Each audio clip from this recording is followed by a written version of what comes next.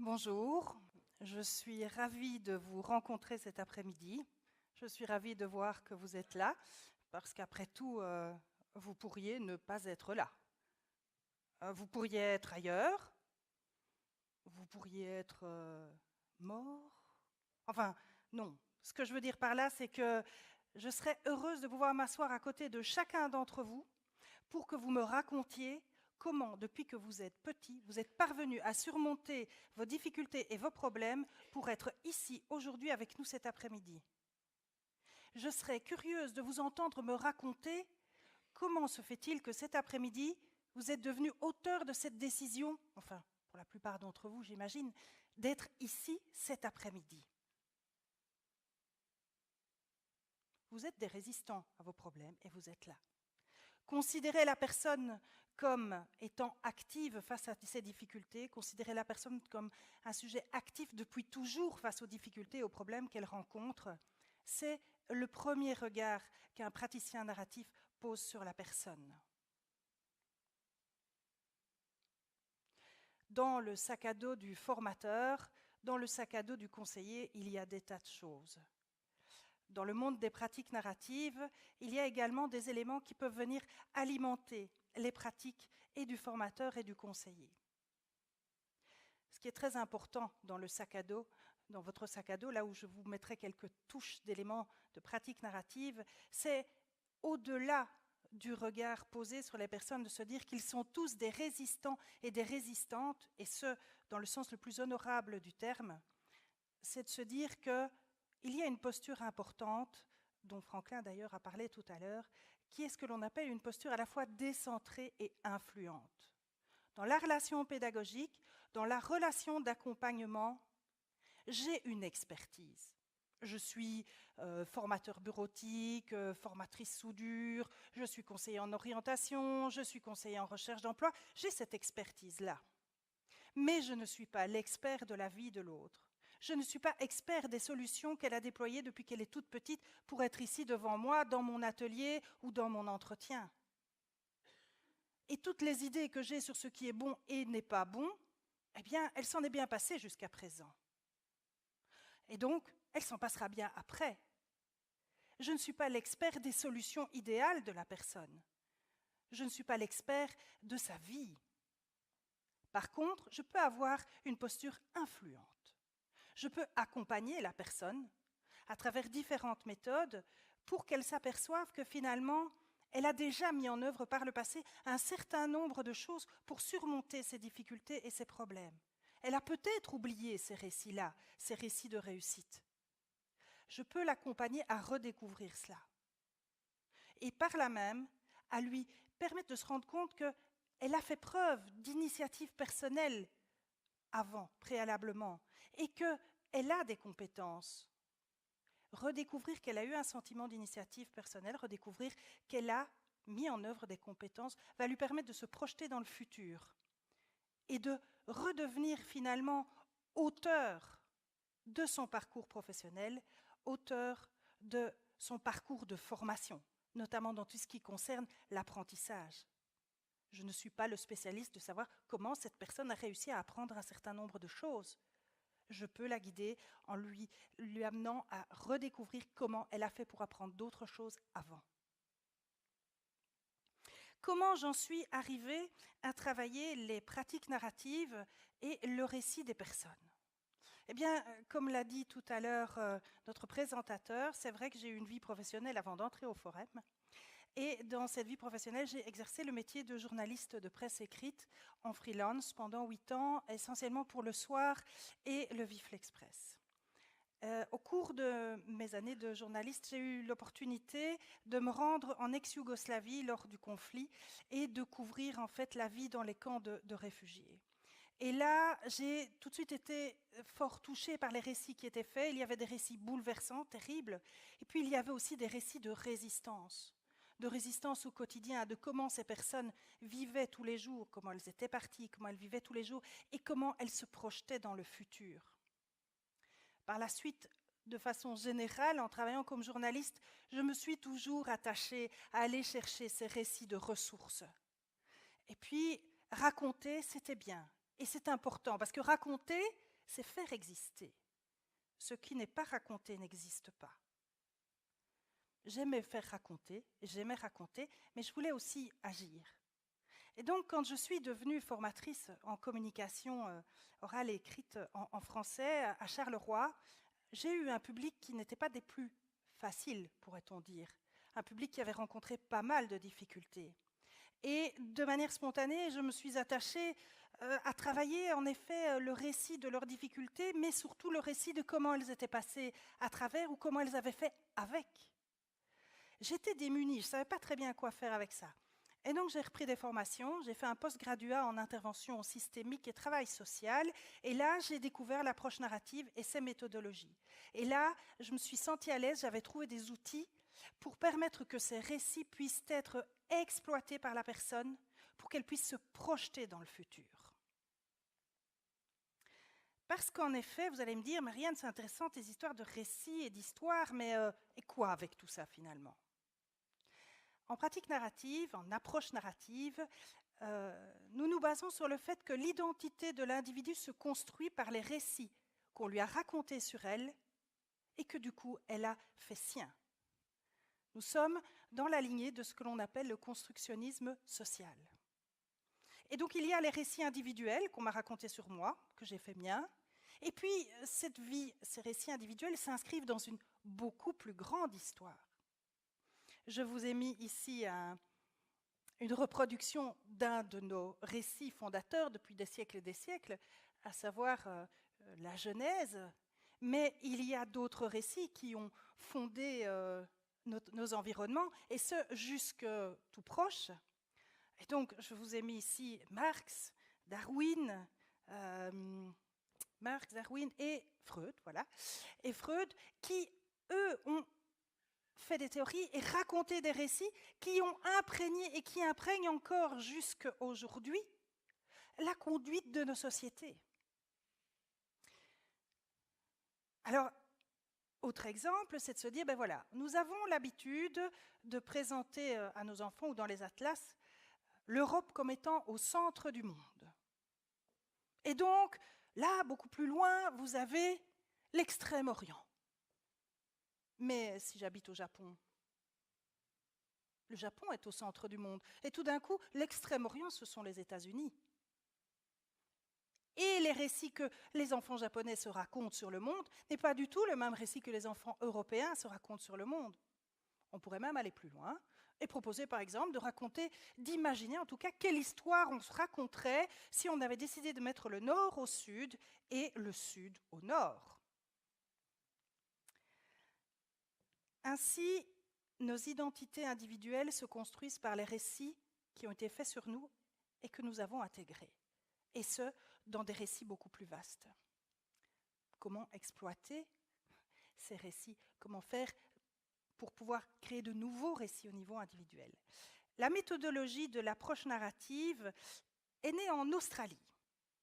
Comme ça, je vous donne un point de repère. Dans les années 70, un gars, un travailleur social du nom de Michael White, qui était un grand fan de philosophie et qui donc avait lu en version traduite en anglais les philosophes de la déconstruction, Derrida, Deleuze et Foucault, eh bien, on lui dit à ce type-là, le gouvernement australien lui dit « Écoute, tu vas aller dans les communautés aborigènes parce qu'ils ont beaucoup de problèmes.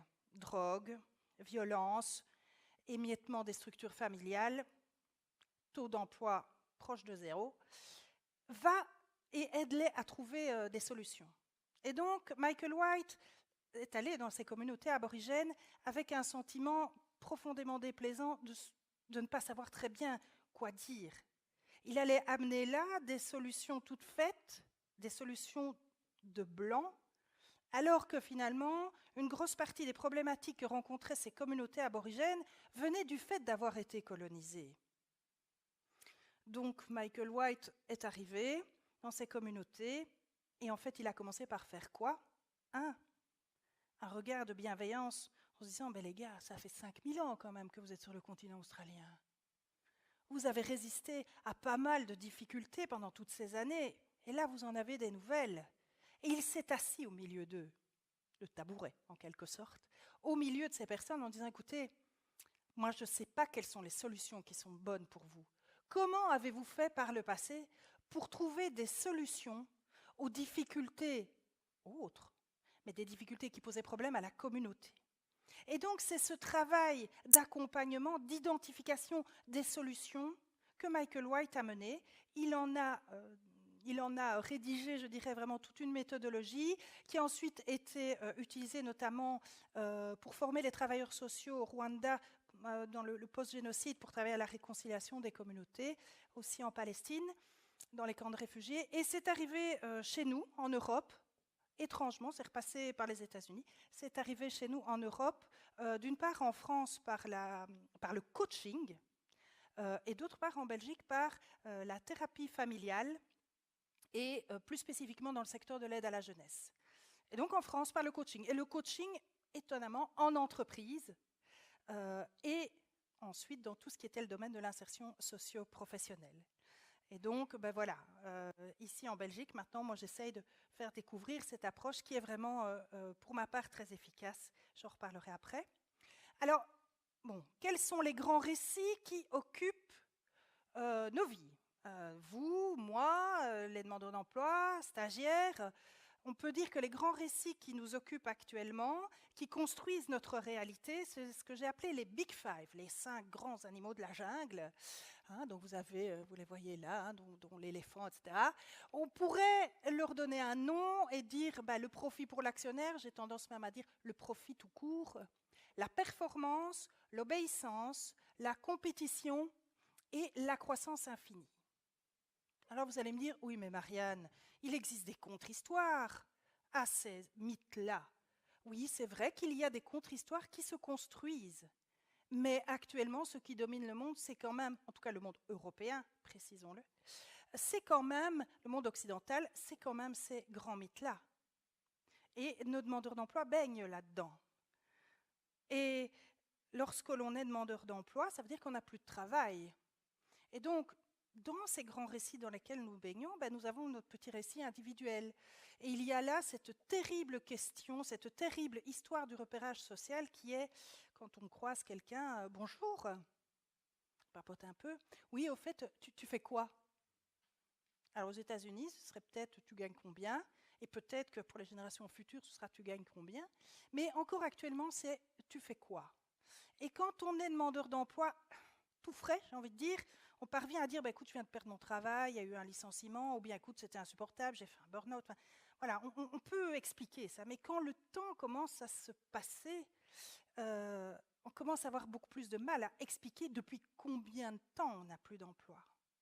Et on se sent décrédibilisé. Nos moyens de vie diminuent également. Je suis atteint en tant que demandeur d'emploi, ma famille également. Que fait ton papa? Il n'y a pas de travail. Et donc, j'ai ce sentiment d'échec pour moi, pour ma famille. Je ne suis pas bien, je vais passer des entretiens. 1, 2, 3, on sait combien c'est difficile. On ne décroche pas au premier entretien. Et si j'échoue et que je prends ça comme un échec, vraiment, je vais me raconter des tas d'histoires d'échecs personnels et des tas d'histoires d'échecs professionnels. Et quand je vais arriver en formation, il va d'abord falloir passer les entretiens, etc., je vais, pour certains en tout cas des demandeurs d'emploi, moi ce que je rencontre souvent, c'est des histoires d'échecs dans l'enseignement.